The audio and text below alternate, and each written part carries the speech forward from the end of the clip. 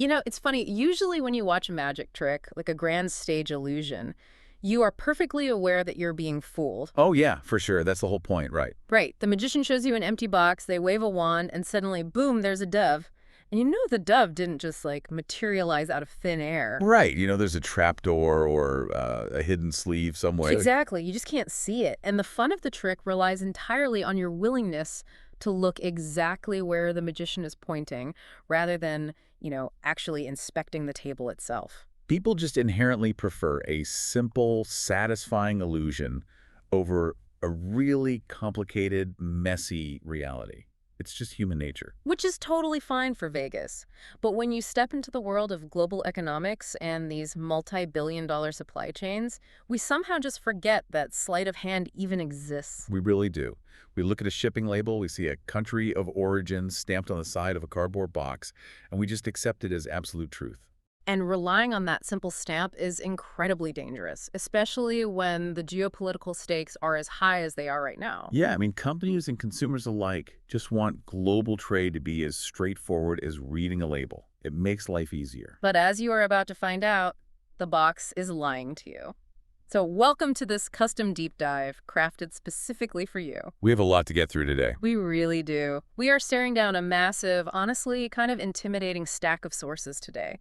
We've got primary government trade data, granular customs reports, heavy economic analyses, and official statements from the United States Trade Representative, the USTR. It's a dense stack, but it's all pointing to one thing. Yes, exactly. Our mission today is to cut through all this noise and answer a single, seemingly straightforward question. What country is replacing China as the world's factory? Which is arguably the defining economic puzzle of the decade. Yeah. Pick up any financial newspaper today, and the mainstream headline insists the shift has already happened. Right, the narrative is everywhere. Yeah, the story goes that buyers are actively abandoning China, and a brand new factory floor has just opened for business elsewhere. And on the surface, the data we have here absolutely backs up that headline with this staggering, almost unbelievable statistic. So listen to this. In 2025, the United States imported $308.4 billion in goods from China. Which sounds like a massive sum of money. It does. It sounds huge. But that figure actually represents a 29.7% drop from 2024. Wow. Yeah, it is the lowest import total we've seen since 2009. Just think about the sheer physical volume of products that 29.7% drop actually represents. Yeah. We were talking about millions of shipping containers that simply stopped crossing the Pacific from Chinese ports. It's an economic earthquake. Truly. But okay, let's unpack this, because if you look closely at the numbers across our sources, that neat little narrative really starts to fracture. The data tells a much sneakier story. It does. And the symmetry of the disruption is what should immediately raise red flags for anyone looking at this. What do you mean by symmetry? Well, if you analyze the USTR trade data, roughly $51 billion in shipments from China simply vanished from the U.S. ledger last year. Okay, 51 billion gone. Right. But then, when you pivot and look at U.S. imports from Vietnam, India, and Mexico over that same exact period, their exports to the U.S. rose by a combined $49 billion.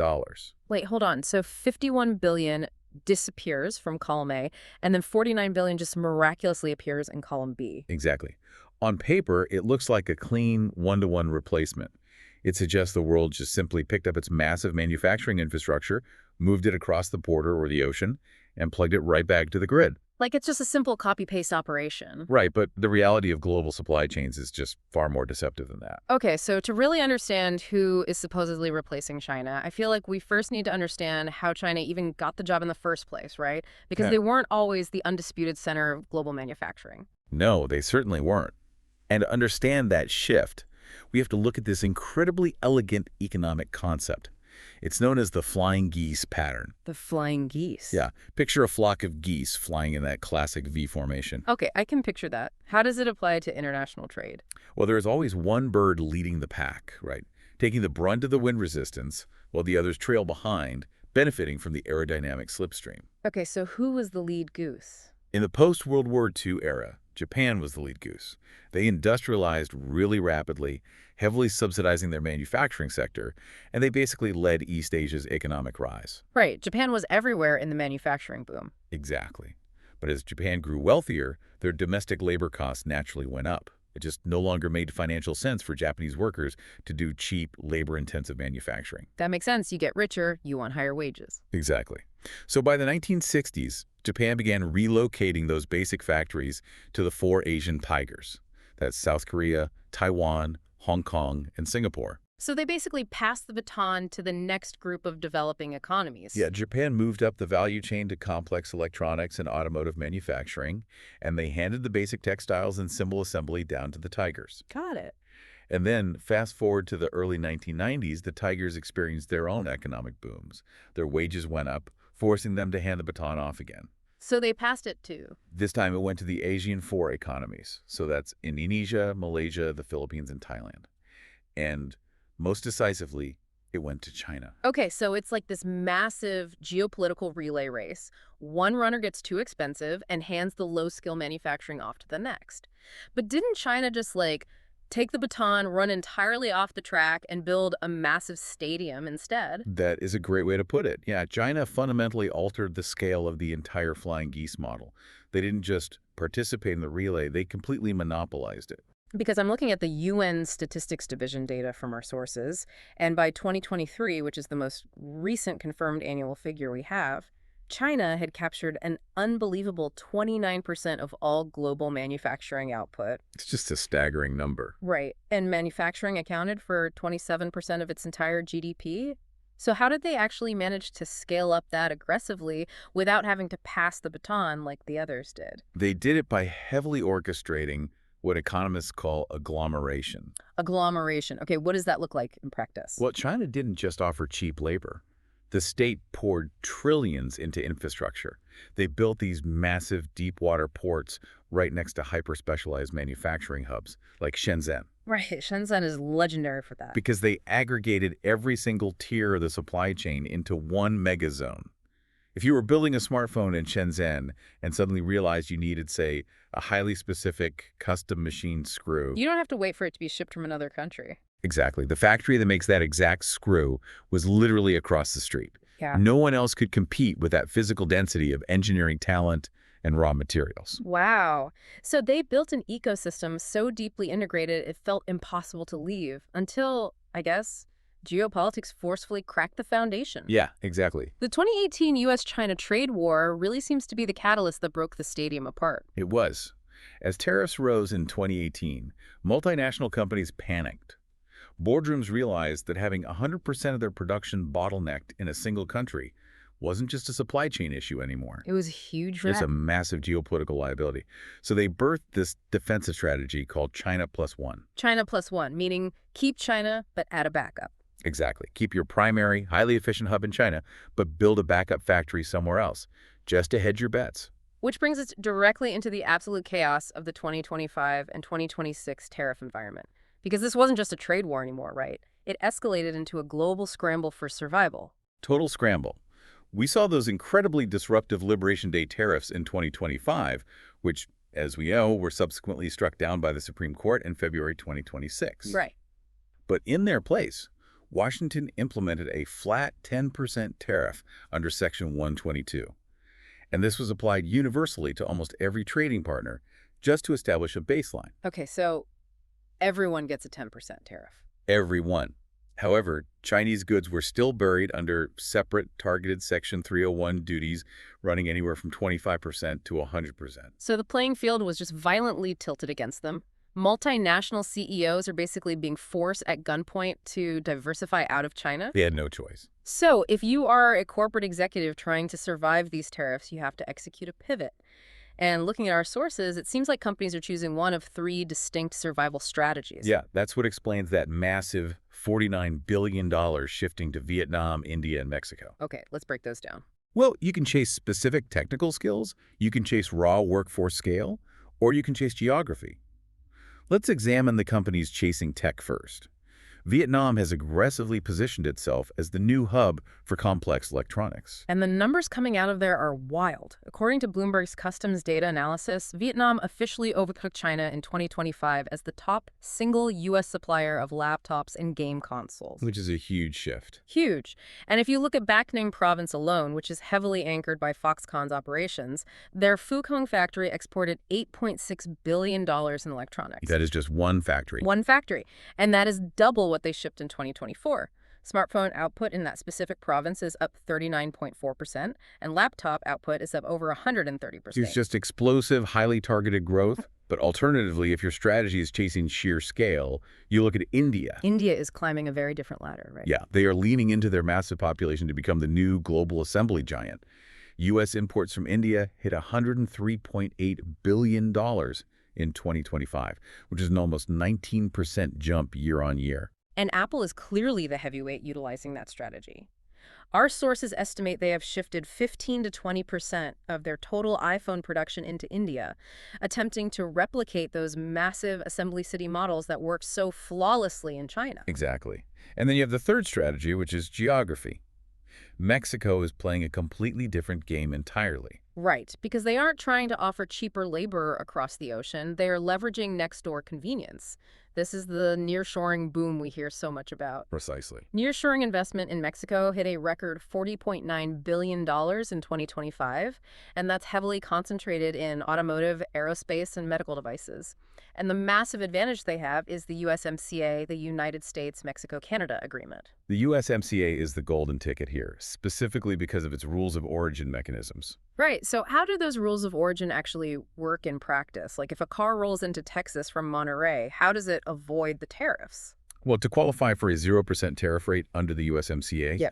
a highly specific percentage of that product must originate within North America. Okay, so it has to be local. Right. For passenger vehicles, for example, 75% of the car's core parts, so we're talking the engine, the transmission, the chassis, must be manufactured in the U.S., Mexico, or Canada.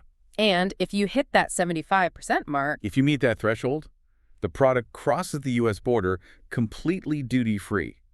It's an unbeatable logistical and financial advantage for any company selling into the American market. but here's where it gets really interesting, though, because I'm looking at these booming export numbers for Vietnam, India, and Mexico, and I'm looking at the concept of foreign direct investment, FDI. Ah, yeah, the FDI data. Right, which is the actual physical capital companies spend to build new plants, buy machinery, and, establish real infrastructure.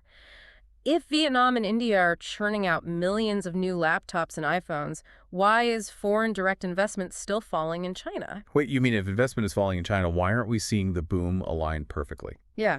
Like, the contradiction is the crux of this whole deep dive. If the manufacturing base is completely relocating, FDI into China is collapsing. Right. It is.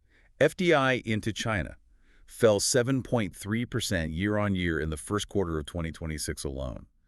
The capital really is bleeding out of the country for the third straight year. Okay, so if the physical factory investment is fleeing China and export volumes from China to the U.S. are plummeting while Vietnam and India are seeing record booms, the most logical conclusion is that Vietnam and India are the new factories. That is the logical conclusion. But only until you open the box and inspect that trap door we talked about earlier. Okay, here we go. This brings us to the core illusion embedded in the global trade data, the great relabeling. Okay, I need to know how this trick actually works. It all comes down to a critical economic metric called domestic value added. Domestic value added. Yes. When a country exports a product, this metric calculates how much of that product's total monetary value was actually created, engineered, and manufactured inside that specific country's borders. Basically, like we were saying, did your workers forge the engine block or did they just screw on the license plate? That is a perfect way to visualize it. Let's break down the Vietnam mirage using Bloomberg's deep dive into the customs microdata. Oh, this stat is wild. It really is. So they audited specific Vietnamese export shipments, these booming laptops and electronics that are supposedly replacing Chinese goods. And what did they find? They found that some of these shipments contain Chinese-made components, accounting for more than 92% of the final product's value. 92%. How is that even mathematically possible? Think about the anatomy of a high-end laptop, right? The actual labor required to screw the plastic casing together and snap the keyboard into place is incredibly cheap. Right. Anyone can do that. Exactly. The real monetary value is in the microchips, the dense motherboards, the high-resolution OLED screens. Those highly complex, capital-intensive components are still completely engineered and manufactured in China. So they just ship the parts. Yes, they are boxed up, shipped across the border to Bac Ninh province, and Vietnamese workers perform the final low-skill assembly. As a result, Vietnam is adding less than 8% in actual value to the product. Wow. So companies aren't actually building a robust, independent factory infrastructure in Vietnam. They're basically building glorified shipping centers just to slap a Made in Vietnam sticker on what is fundamentally a Made in China laptop. The label on the box changed simply to bypass the U.S. customs tariffs. That deeply integrated factory floor in Shenzhen, where all the real technological magic happens, it didn't move an inch. That is insane. So as a consumer, you are just paying a premium for a longer boat ride. You're footing the bill for the sheer inefficiency of shipping Chinese parts to a second country solely to secure a different sticker. You are, and this phenomenon isn't isolated to Vietnam either. It exposes a massive vulnerability in India's strategy too. We discussed Apple moving 15 to 20% of iPhone assembly there. Right, chasing the scale. Yeah, but India lacks the agglomeration China has.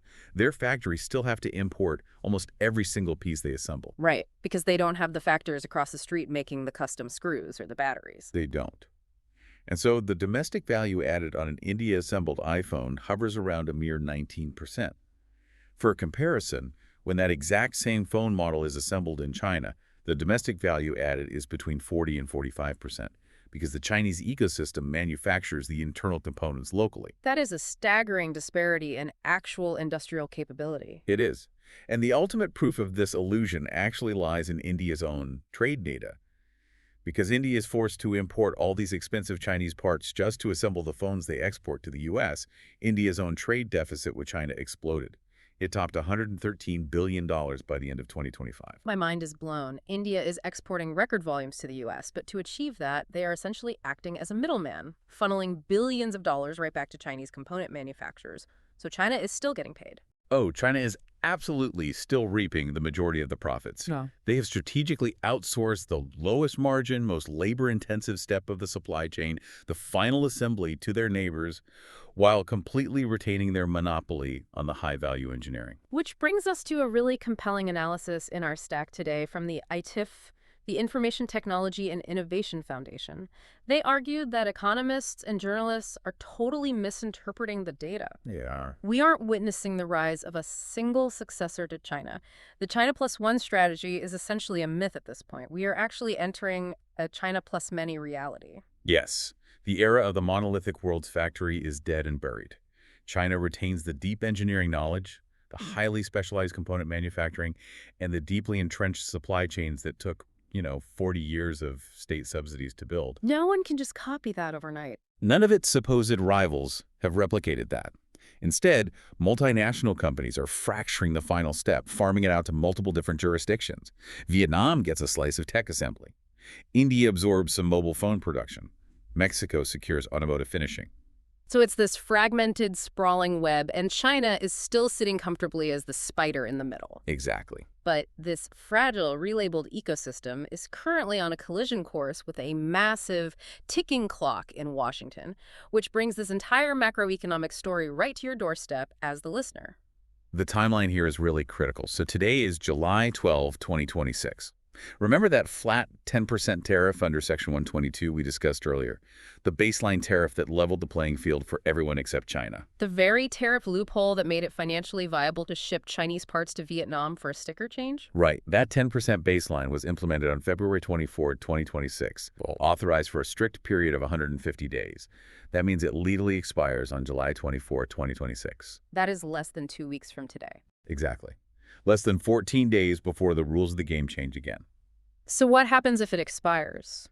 If Congress fails to extend it, or if they decide to replace it with the USTR's proposed 12.5% Section 301 duties, targeting 46 different countries, which, by the way, explicitly includes both Vietnam and India, the global cost structure changes literally overnight. The financial math that makes the entire China plus many relabeling model work could evaporate in 2 weeks. It could just vanish. And compounding that threat, there is a massive crackdown risk looming. Because Washington isn't blind to this sleight of hand, they have access to the exact same customs microdata Bloomberg is analyzing. They do. Washington has already strongly signaled they are preparing aggressive crackdowns on goods transshipped through Southeast Asia, specifically attempting to catch this relabeled Chinese production. But how does a U.S. customs agent actually catch that, though? If a laptop arrives in Los Angeles with a Made in Vietnam sticker, how do they prove it's 92% Chinese? Well, it requires intense forensic auditing. Customs agents don't just look at the box anymore. They audit the bills of lading, tracing the origin of the shipping containers arriving in Bac Ninh. Okay, so they trace the paperwork. Paperwork, yes, but also physical teardowns. They conduct teardowns of the electronics, looking for Chinese serial numbers or manufacturer stamps on the internal motherboards and microchips. Wow, literally pulling it apart. Yeah, and they demand exhaustive supply chain documentation from the importer to prove the domestic value added actually meets legal thresholds. It is a slow, agonizingly bureaucratic process. Right, and if you're listening to this, you might be asking yourself, why should you care about forensic customs audits and transshipment crackdowns in Southeast Asia? I mean, it sounds so distant. You should care because of the brutal cost of the learning curve. What do you mean by that? Every single time a factory is forced to relocate an assembly line, whether it's shifting from Shenzhen to Bac Ninh or from Bac Ninh to Monterey, there is a massive friction cost. Entire new workforces have to be trained. Delicate supply lines have to be physically rerouted. And mistakes are inevitably made. Constantly. Mistakes are made, and manufacturing yields dropped significantly. The entire system becomes fundamentally less efficient. And businesses do not simply absorb the costs of that inefficiency. Never. They pass those friction costs directly downstream to the end consumer. If that Section 122 tariff expires on July 24, or if a massive forensic crackdown on Vietnamese transshipments goes into effect and suddenly that 8% value-added trick doesn't work anymore, the retail price of laptops, game consoles, smartphones, and everyday consumer goods could spike dramatically within a matter of weeks. We are sitting directly on top of an economic fault line, and the tremor is firmly scheduled for July 24th. What appears in the data as a robust diversification strategy is actually a profoundly fragile system held together by logistical duct tape. Okay, let's bring all of these moving parts together. We started this deep dive with a very specific mission, right? To sift through the sources and find out which country will officially replace China as the world's factory. And we found our answer. We did. After tearing through the customs microdata, breaking down how domestic value added is actually calculated, and examining those looming tariff deadlines, the honest, data-driven answer is none of them. None of them can claim the title. If you look at the total concentration of U.S. imports among the top 3 suppliers, so that's China, India, and Vietnam, it actually fell from 61% to 54% in a single year. No individual nation is winning this outright. The very concept of a single world's factory just no longer applies to our modern geography. It's over. It's been entirely replaced by a fragmented multi-country supply chain where the label on the cardboard box actively obscures where the actual engineering and value of the product were created. The magician hasn't introduced a new trick, they've just scattered the same trick across 5 different stages to confuse the audience. The grand illusion of replacement, it's just that. An illusion driven entirely by tariff avoidance and geopolitical maneuvering, rather than a genuine shift in global manufacturing supremacy. It's fascinating. Thank you so much for joining us on this deep dive. But before we let you go, I want to leave you with one final thread to pull on, something to mull over that we haven't even really touched on yet during our analysis. I'm curious where this leads. Well, think about it. If global manufacturing is permanently fracturing into these scattered pieces, if no single rival can successfully replicate China's densely packed, highly efficient engineering hubs, and we are forced to bounce components across 3 different international borders just to assemble a single laptop, what does this fragmentation do to the actual speed of global technological innovation? Oh, wow. That is a deeply unsettling question to consider. If the underlying supply chain is fundamentally broken into scattered pieces across the globe, separated by tariff walls, oceans, and geopolitical rivalries, does our collective technological progress inevitably slow down with it? Are we trading the rapid speed of human advancement merely to secure a different sticker on the box? That friction might be the ultimate hidden cost we haven't accounted for. Keep questioning the labels on your devices. The real story is always hiding behind the trapdoor. Take care and keep diving deep.